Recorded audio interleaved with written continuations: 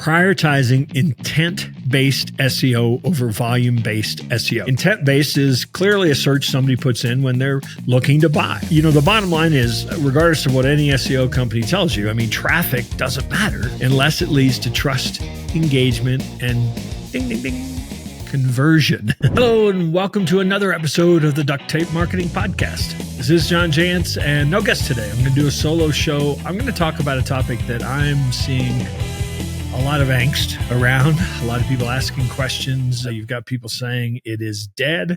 You've got people saying, no, it's not dead. It's just changing. I'm talking about search engine optimization today. SEO. SEO has been a marketer's friend. I mean, if you think about that, somebody who wants to buy something goes out, types into Google, lands on your website, right? A lot of people are seeing that Google's changing the way that they're returning search. You got this thing called zero click, which basically means that Google's giving them all the answers on the Google homepage and no reason to click away to your website to find the answer. You're getting AI overviews that truly outline lots of options for the answer. And so what people are seeing is a dramatic drop in organic search to their websites. But here's the thing I've noticed. A lot of that traffic wasn't very useful anyway. It was people looking for answers to things, how to do things. They weren't looking to buy something from us. They just wanted to find the content. And hey, marketers were more than happy to produce the content. So don't panic. The drop in traffic, if you've seen it, doesn't mean that SEO is dead. It does definitely mean that there needs to be a new playbook. Kind of I'm going to go over, I think, 5 or 6 approaches that I think we need to be thinking about taking right now.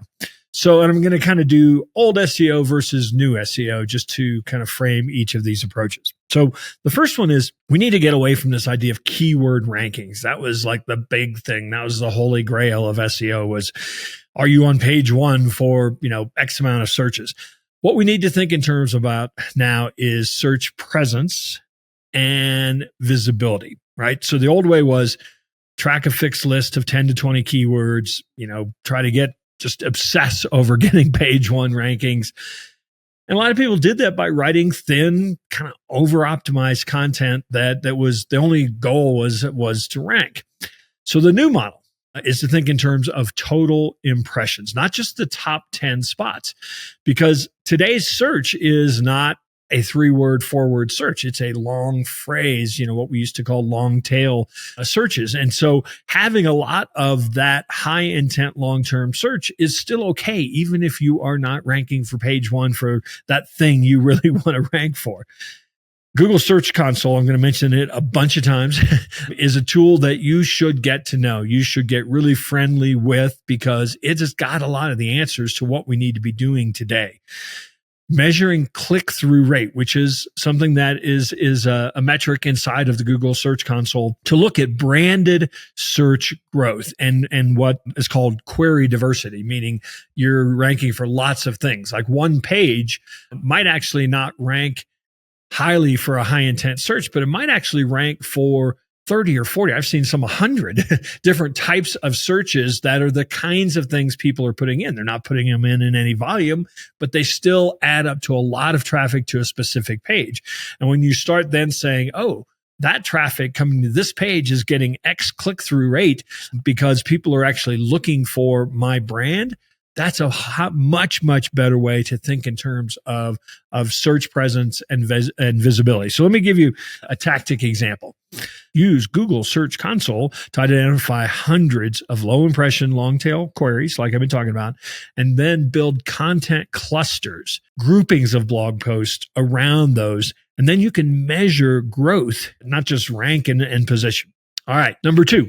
And don't worry, if some of this starts to get technical, we do it all for you. So I'll give you an option. We've created something we call the search visibility system, which is our new approach to SEO. So I want to let you know we know how to do it in case you want us to do it for you. How's that? But everything I'm talking about, you can figure out and do yourself. So number 2, we're going to have to embrace AI for content. I think that's just a given. There's some things that it does far better than humans, but we have to do it carefully because your brand your stories, your case studies, your voice, your tone, all of that is you. That's the human part of it. But there's a great deal of the research, of the ideation that can be done and should be done, quite frankly, using these tools. So, tools like ChatGPT, Jasper, is another one for content as well. You're going to put on the strategy, the trust building. You're going to do the UX still. How it looks is going to be up to you. The readability is going to be up to you. But the ideation, creating outlines. I tell you one thing that it is awesome at doing is FAQs. So any content that you produce, anything that you read, you can answer the FAQs in your voice and your tone, actually with your brand. Put your brand into those, and you start, when people start saying, what's the best brand for X? You'll start to see some traction around that. So instead of writing 50 blog posts, one detailed guide on a real, client interview, then use AI, spin that into FAQs, videos, Google business page content. Don't worry. If you have the right strategic content and then you do that with it, is going to pay so many more dividends than just writing those 50 blog posts. All right. If you are a local business, meaning most of your business comes in a town, in a community, this is definitely for you. That search isn't going away. That search, if somebody is in a town and Google knows they're in a town searching for a certain type of product or service, a very high intent. Let's say you're a remodeling contractor. Somebody says best remodeling contractor. They don't even have to put the name of their town in there. Google knows it, right? So doubling down on local and reputation SEO is going to be extremely, extremely important moving forward. Maybe it'll go away in 2 years, but right now it's going to be extremely important for local businesses. So treat your Google business profile not as a listing, but really more like a publishing platform all by itself. It gives you tremendous opportunity to publish your reviews, obviously, that go there, but also blog posts or just little snippets of things, little abstracts of your blog post. Images can be put there. So think about it as more like a publishing platform. So that ought to be, you ought to pay as much attention to that, if not more sometimes, than your own website, quite frankly. Build content that answers local questions. Look at what people do. When you search for one of these terms for your local community, look underneath there at what people also ask, questions that people also ask. So again, going back to the remodeling contractor, what's the best countertop, for kitchens today, or something somebody might ask. Well, there are also going to be under that 6 or 7 other questions that people ask. Your FAQs should be addressing all of those. You can put them in your Google business page. They don't care what you publish there. Optimize, location pages, structured data, citations, all the things that help you show up when people say near me. You've probably done that kind of search, right? Mexican restaurant near me. That all happens. Some of it's proximity. Obviously, if it is near you, that's going to show up. But, for other categories, there are thousands of restaurants, right? But for other categories, maybe it's an estate attorney or something. Well, there aren't thousands of those in a community. So you can do a lot over and above proximity by really focusing on that. So if you are working with an agency, they better be asking you about review acquisition, about responding to Q&As, about publishing weekly updates and posts on your Google business profiles. If you're doing it yourself, that needs to be your kind of weekly checklist. Number 4, prioritizing intent-based SEO over volume-based SEO. Okay, what do I mean by that? Intent-based is clearly a search somebody puts in when they're looking to buy. That is different than a search when somebody's trying to say, what's the safest car I could buy? That's just kind of those things, lots of volume for them, but it doesn't necessarily mean that they're looking for, your particular product or service. So, the bottom line is, regardless of what any SEO company tells you, traffic doesn't matter unless it leads to trust, engagement, and ding, ding, ding, conversion. That's what you need to worry about. So high intent traffic is certainly competitive, but that if you spend your time and effort there, it's more likely to turn into conversion. So what we do when we work with folks is we want to map all kinds of content to the customer journey. So for us, we use something called the marketing hourglass. You've probably heard me talk about it as 7 stages: know, like, trust, try, buy, repeat, and refer. And the thing about those stages is those are behaviors that people go through when they're trying to find a business and engage with a business and then actually do business with that business. And so what we know is that their objectives at each of those stages, their questions at each of those stages, the challenges or what they're trying to accomplish at each of those stages, it changes. And so should your content. And so make sure that you are not just producing content that gets people to find you, but once they find you, it builds trust. It actually allows them to try maybe what it might be like to work with you or to understand your business, to understand your culture at your organization, all the things that are going to lead to them kind of checking those boxes and getting their questions answered at each of those stages. So build a service page for what you do, but then also create a supporting blog post, a case study, an FAQ. Certainly make sure that you have CTAs on those calls to actions, book a call, whatever it is, all of it optimized for intent, all of it focused on that person that if they land there, there's a pretty good chance that they're looking to buy. And that's different than somebody that you're just trying to rank for some term that gets you traffic. So it's a different mindset in the content that you focus on building. Again, we've gone through about a decade period of content for content's sake to try to get eyeballs. And now what we're trying to do is understand the journey that people are on. Link building is number 5. It certainly is an aspect still of SEO. Anybody who talks to you about SEO is going to talk about backlinks or link building. But instead of thinking about link building, I think we need to reframe that as brand authority building. You know, the way people used to do it before was guest blog posts or shady directories that they'd be in, or even cold outreach. I mean, I get it all the time. People writing saying, here, link to me for whatever reason. So the whole focus was volume, right?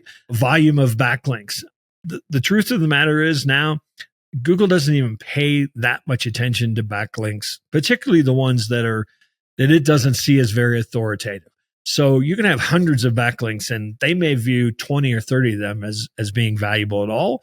So putting effort into just getting random volume of backlinks is something that's been going away for years, but it's just absolutely silly now to do because it's a waste of time. In fact, it may even send some negative signals. So the new strategy is all about earned media, podcast guesting, PR partnerships, strategic relationships with related industry players. That's the type of thing that is going to really be a valuable backlink. I mean, I publish a podcast, right? Every guest that comes on my podcast, I link back to their show. I give them, if they tell me some freebie they have, I'll probably link back to that. It's branded because we mention their name. We mention the company name quite often in that. And so that type of backlink is probably the most valuable backlink you can get. A bonus is that the podcast gets some exposure. Maybe they actually get a client because they heard them on that. It is amazing content. You can take that content from being a guest on a blog or on a podcast, and you can republish it. You can cut it up into 100 social media snippets. So it is the number one backlink that I think you should really be trying to acquire. And just to cold out pitch here, I think so strongly of it that I actually own a podcast booking service. So if you want to get on some podcasts, podcastbookers.com would be an option for getting these types of backlinks that I talked about. And frankly, you can get 4 or 5 podcast backlinks for what somebody would charge you to get probably a bunch of dubious backlinks. So no more guest blog posting. Get your clients interviewed on niche podcasts, you be on podcasts, get cited in the local news. Look for these links that carry brand equity. Don't worry about page rank or authority anymore. From that standpoint, it's all about brand. All right. And then the last one, and this is really for agencies, but if you have an agency that you work with, vanity reporting is something that I think drives a lot of businesses crazy. Rankings, traffic, bounce rate, keyword movement. These were all the things that sounded good. In some cases, they looked good because they were going the right direction. But what did they amount to for you? So today, long tail queries. Well, your search impression growth is now more important. So collectively, what are all the impressions that you're getting?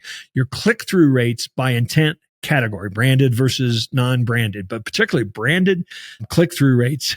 You want to improve those. You want reporting on those because those really tell the story that you are actually getting the right kind of traffic. Obviously, leads, engagement, email opt-ins, form submissions, phone calls. I mean, that's what you want to see grow, right? I mean, because that's a pretty darn good indication that there's not only high intent, but that you're going to actually get some conversion out of that. So if you're an agency, I challenge you to start showing clients their search visibility and trust indicators are growing, and not just whether they rank for plumber in their city. So those are my 6. I was speaking to both businesses and agencies there because a lot of businesses hire agencies. So if any of this made sense, but you're thinking, great, how do I do this, John? Happy to help you. Love for you to ask us about our search visibility system, which, no shocker here, is built around strategy first. So there's no sense in creating any kind of visibility or SEO play, without actually building that on a solid foundation of what who you're trying to attract, what you do that's different, your core brand promise. All those things have to be built around that. And then no matter what, you have to have content. So we're going to help you build not only helpful content, but we're going to help you build these content clusters, as we call them, or hub pages. You've got to, if you're a local business, you definitely need to focus on Google Business and your local SEO optimization, becoming more important than ever. I love Google Search Console, and I think there's so many. It's the most underutilized tool. It's free, and it's the most underutilized tool. And there are so many nuggets and insights that you can gain from there. So we definitely mine that to really direct a lot of what we do. And then, really work on your reputation, authority building, and give you reporting that's actually going to tell an accurate story. So if you're listening to this and you want to know more, it's just john@ducttapemarketing.com, or just visit our website. You can book an appointment with somebody that can really kind of walk you through what strategy first looks like, how we're employing AI as part of all of this, and maybe this idea of how to think differently about SEO. If you're an agency, this is something that we teach and license to a lot of agencies as well. So hopefully that was useful for today. I'm going to actually be harping on this idea. In fact, I'm going to do a full show on Google Search Console as well. So you might want to tune in for that. So thanks for listening. Love those reviews. Love any feedback. It's just john@ducttapemarketing.com. And hopefully we'll see you one of these days out there on the road.